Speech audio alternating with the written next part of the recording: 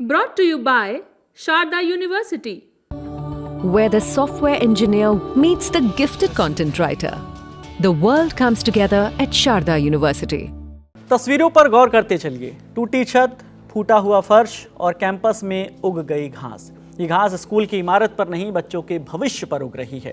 यह हाल है मध्य प्रदेश के गुना के सांगई गांव का, जहां एक स्कूल इस हालत में है। यह स्कूल केंद्रीय मंत्री ज्योतिरादित्य सिंधिया के लोकसभा क्षेत्र में आता है, लेकिन स्कूल का हाल देखिए। बच्चे क्लास में नहीं, टेंट के नीचे बैठकर पढ़ने को मजबूर हैं। मजबूर इसलिए हैं क्योंकि जिम्मेदार अफसर अपनी जिम्मेदारी से दूर, और ये हाल 1 साल का नहीं है बल्कि 3 साल से स्कूल ऐसी ही हालत में है। बच्चे एक क्लास से दूसरी क्लास में पहुंच जाते हैं, लेकिन रिपोर्ट कार्ड में स्कूल की इमारत हर बार फेल हो जा रही है। स्कूल की हालत कब से खराब है? 3 साल से। 3 साल से। हाँ, ऊपर से पानी टपकता है, पूरा खराब हो गया है। तो इधर आप बाहर टपरिया में बैठ के पढ़ाई करते हो। केंद्रीय मंत्री के लोकसभा क्षेत्र के गांव सांगई में बच्चों को टपरी नुमा स्कूल में बैठकर क्यों पढ़ना पड़ रहा है, अब ये जान लेते हैं। दरअसल गांव में सरकारी भवन के नाम पर सिर्फ एक बिल्डिंग थी, वो भी बिल्डिंग इसी स्कूल की थी, और ये स्कूल भी पिछले 3 साल से जर्जर हालत में है। तो फिर शिक्षा विभाग और ग्राम पंचायत ने ही बच्चों के लिए टेम्परेरी तौर पर इस टपरे में उनका स्कूल शिफ्ट कर दिया। नहीं, आपको सुनने में कोई गलती नहीं हुई है, हमने ठीक ही बोला है। शिक्षा विभाग, यानी जिस शिक्षा विभाग को बच्चों के लिए स्कूल की हालत ठीक करनी चाहिए, वो खुद ही बच्चों को टपरे में शिफ्ट करके पढ़ाई करने को कह रहा है। शिक्षा विभाग जब इस स्कूल के हाल को लेकर गंभीर नहीं हुआ, तो स्कूल के प्रिंसिपल ने ही गांव वालों से कहा कि दूसरी जगह व्यवस्था कर दो ताकि बच्चों को पढ़ाया जा सके। आके देखा जी, पानी टपक रहा था यहाँ पे। अच्छा। तो मैंने गांव वालों को बोला मैं तो नहीं यहाँ पे पढ़ पाऊंगा, मेरे लिए अलग व्यवस्था करो। जी, तो ये टपरिया की व्यवस्था गांव वालों ने की है? गांव वालों ने गांव वालों से कहा कि मैं गांव में भी नहीं पढ़ा सकता मैं जी, और स्कूल भी नहीं पढ़ा सकता जी। हाँ, स्कूल तो क्या भीतर पूरा खराब है। जी, मैंने आके देखते ही बोल दिया था जी। बिठाला भी नहीं मैंने। यहाँ बच्चों की संख्या कितनी है?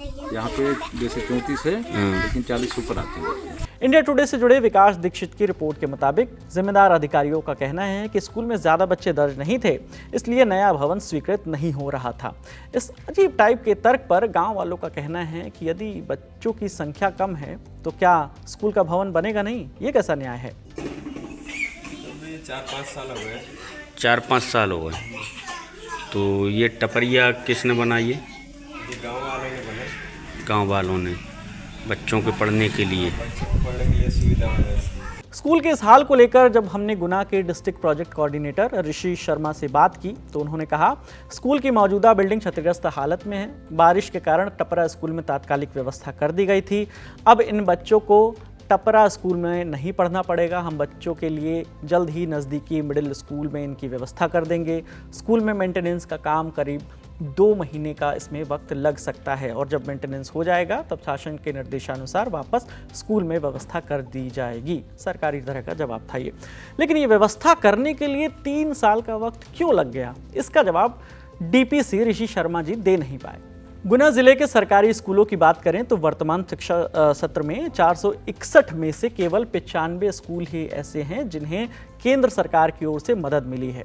वहीं साल 2023-24 में तो एक भी स्कूल के लिए पैसा स्वीकृत नहीं किया गया, जबकि 269 स्कूलों की मरम्मत के लिए पैसा मांगा गया था। अब आप खुद ही सोचिए कितना ज़्यादा लूप होल है, कितने बड़े बड़े स्तर पर लापरवाही है। आपको क्या लगता है, ऐसी परिस्थिति में इन बच्चों को कैसे बेस्ट एजुकेशन मिलेगी? कैसे ये भागती दुनिया के आगे कंपटीशन करेंगे? अगर आपको जवाब मिले तो हमें भी दीजिएगा। कमेंट सेक्शन खुला हुआ है। आपके लिए तमाम जानकारी जुटाई हमारे साथी सुप्रिया ने। कैमरे के पीछे विजय है, मेरा नाम विकास वर्मा है। देखते रहिए दी ललन टॉप। शुक्रिया।